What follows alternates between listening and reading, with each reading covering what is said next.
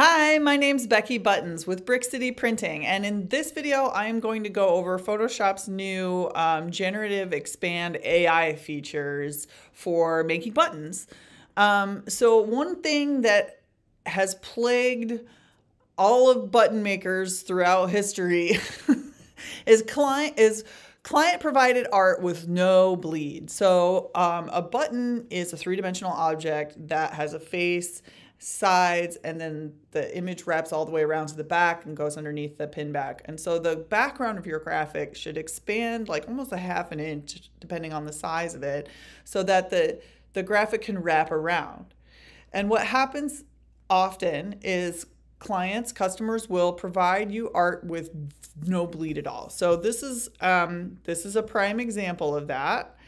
This seems like a totally reasonable graphic for a client to send over for a button. It's like got round, it's like a little bit of bleed, but not enough. So I'm gonna drag it into my 1.5 inch button template right now, and size it down to get their graphic elements onto the screen,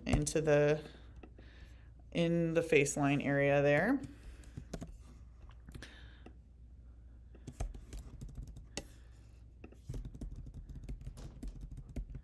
And this template is not centered, which kind of drives me a little nuts, but it's that way so that it fills up an 8.5 by 11 page properly. So that's a little weird for people, but it's handy for production. So anyway, so as you can see, I've dragged this in here, and if I were to go to print like this, there would be chunks of white on the sides and bottom. It would look not great as a finished three-dimensional product.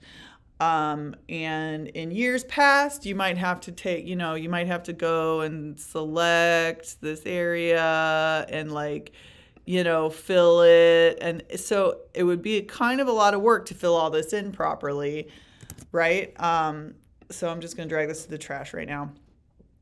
So now what we can do, there's this handy little bar that pops up in version 2024 of Photoshop, and I can click on my crop tool. I'm going to hold down my Alt key on my keyboard and drag this out a little bit, and then type in here that I want to expand background,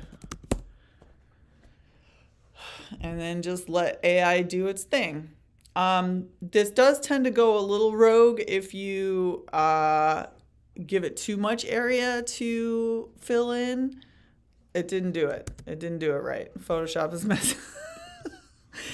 AI has a mind of its own sometimes as well, so that's fun.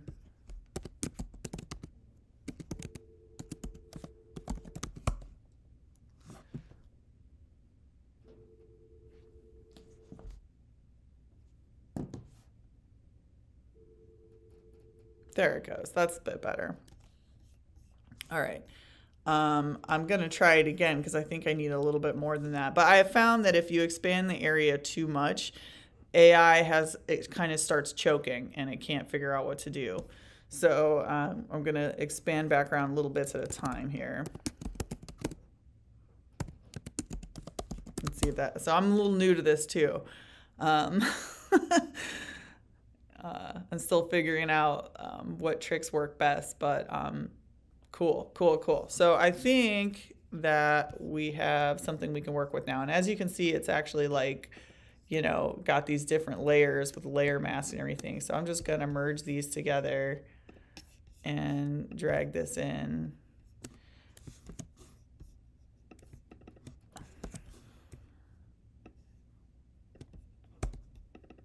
All right. Now I'm gonna take this and face line and center them, although I don't know if that's actually smart because, yeah, let's not do that. Okay. I'm just gonna drag this down and look at it, and eyeball center it.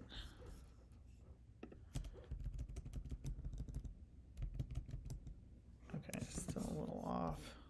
Command T on my keyboard to get these handles and transform tools.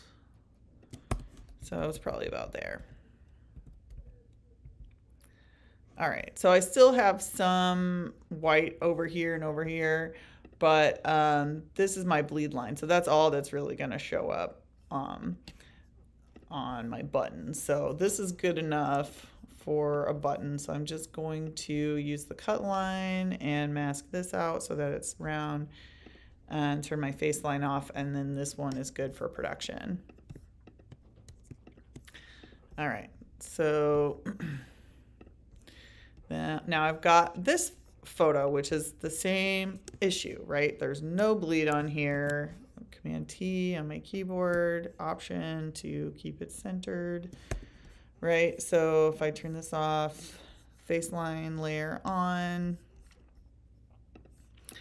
I can see that's even still a little bit too big. So this one, right? So this one doesn't even, if I get all their graphic elements inside the face line, now we've got white on the face of the button. So this one's even more problematic. So back here in my original graphic, I'm going to hold the Alt key down and drag out the canvas a bit and then type in expand background.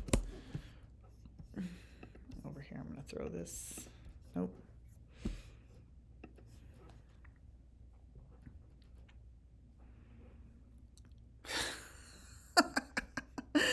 That's like scary how well that worked. I might do it again just to see if I can make it a little bigger.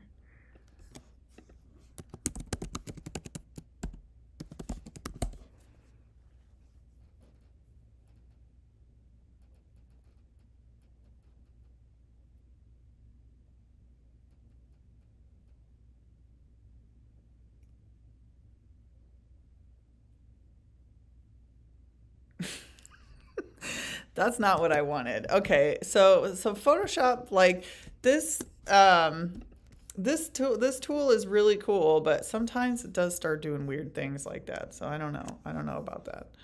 I don't know about that wood frame it was trying to give me. But really, like I said, all we mostly need to do is make sure that the bleed on the image, you know, goes past the bleed line, which is right there, which we've done. So so we won't see this little bit or this little bit. So those, I'm gonna live with that. I'm gonna turn off the face line layer. Oops, I'm gonna grab my cut line and mask off this. That's good to go. All right. Same issue here, there's no bleed. So I'm gonna grab my crop tool, hold the Alt key down, expand it out a little bit, and then tell Photoshop to expand background.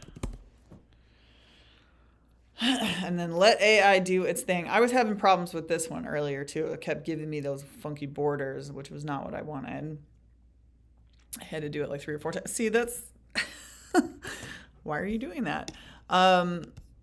Let's try again with less space.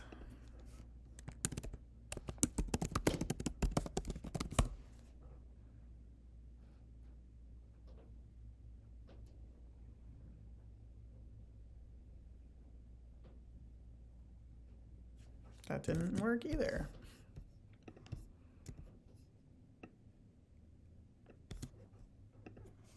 Maybe I'll try expand image. Let's see if that works.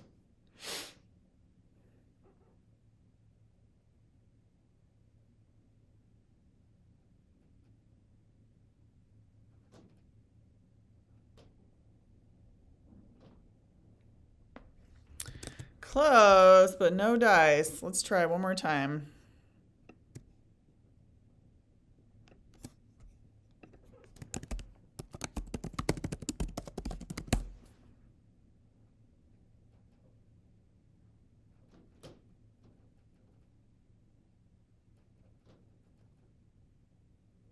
Aha! Okay, so it took me a couple of tries, but it did work. Oops. We got to merge those first.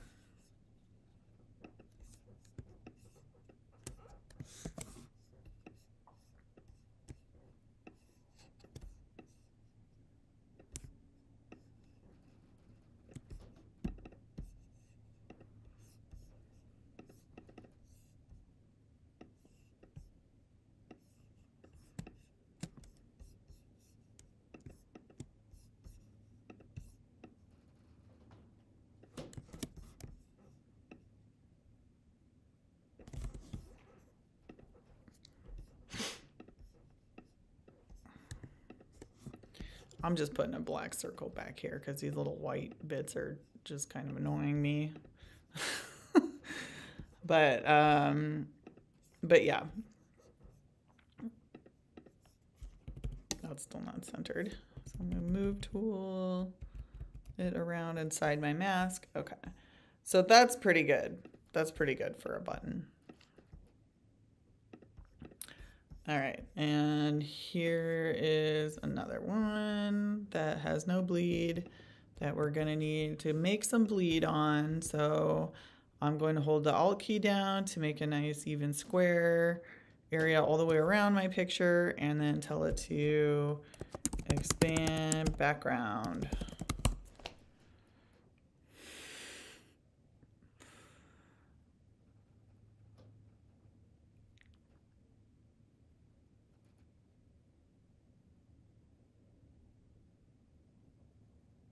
Nice. Nice. That looks nice. Oops. I keep forgetting that it's a new layer. There we go. I'm going to take my zoom tool, Control T on my keyboard, Alt key, and then drag it down, zoom back in. I'm going to turn off these layers underneath here. Move tool, nudge it over on using my keyboard keys, and grab my cut line selection and mask out the excess. Turn the face line layer off, and now that's good to print. Just to give you one more little tidbit, I'm going to go to Edit, Define Pattern, I think. Yes. All right, and then go to File, New. This should actually be the right size for 8x10, but I think my employees have been monkeying around with my templates a little bit, so we're gonna do 8.5x11 and then crop it. Edit, Fill with Pattern, and then we'll select the button design we just made a pattern of, and then boop, there's our page for print. I'm gonna crop it out, these excess ones. And then I'm gonna go ahead and do this, Edit, Define Pattern. All right, and then not you, I want my page layout. New layer, Edit, Fill with Pattern, okay, right? So now I'm gonna set up this whole job like this, and then queue these off to the printer.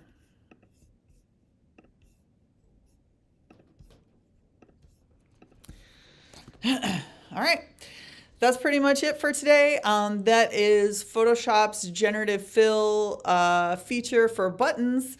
I hope you like this video. Hope you like watching me work. Tune in for next time. Thank you.